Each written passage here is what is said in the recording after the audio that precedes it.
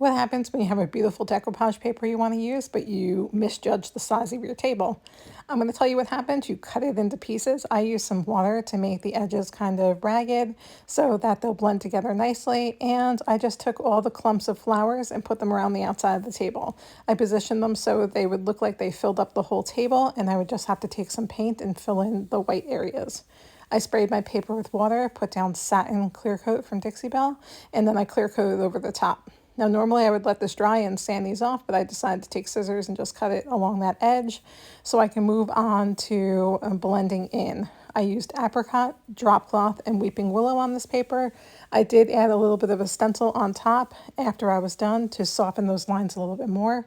This beautiful paper is the new rice paper, Flowers for a Cause by Dixie Belle. It's available at your local retailer in the month of October, and all proceeds are going to breast cancer awareness. How beautiful did that table come out? I hope you get one for yourself.